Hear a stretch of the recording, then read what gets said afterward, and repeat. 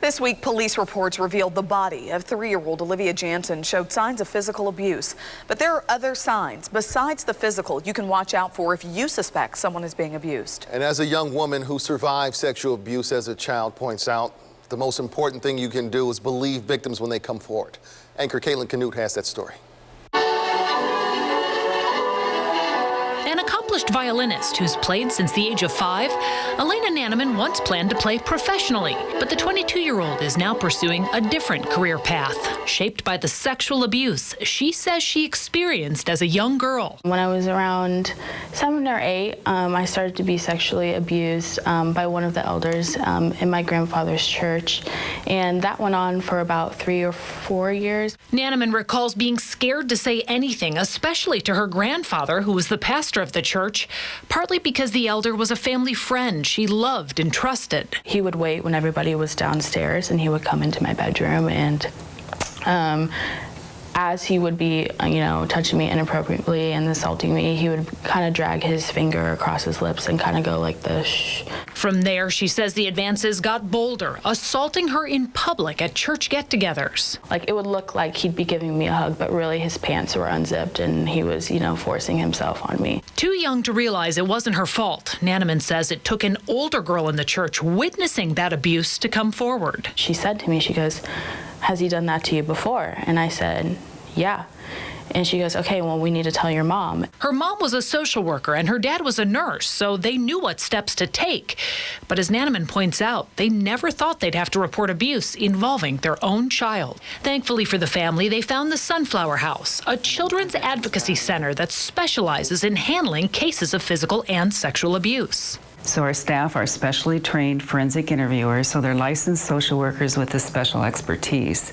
And they are able to sit down with children and basically allow them in a very safe environment to tell the details of what happened to them. At that point, the focus is on fact-finding, asking questions that could determine whether a case goes to court, a conversation that's recorded for possible courtroom evidence later. It also offers a much different experience for children than going to the police station to give a statement.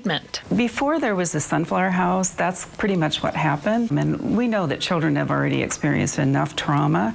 So the real purpose of Sunflower House is to try to reduce that trauma as much as possible. And when the interview is over, the children are led into what's known as the teddy bear room, a place to pick out a stuffed animal, a moment Nanneman remembers well. So this is the room that you actually came in when you were younger? Yes, I remember this room exactly. I actually still have my lion that I got from here. His name's Leo. Now tattered and worn, the stuffed animal is a reminder of the gentle way the Sunflower House helped Nanneman start to put her pain behind her. They made sure that, they communicated with me that it wasn't my fault and that they were here to help me and they were going to believe me. Ultimately, the family decided to not press charges. She says her parents wanted to, but in the end, they respected her wishes to leave the abuse in the past. And we know that given that opportunity, children are resilient and they can learn to cope with and get past that trauma. Years later, Nanneman credits the Sunflower House with helping her to move on with her life. I choose to get up in the morning and I have to decide, am I going to let this beat me or am I not?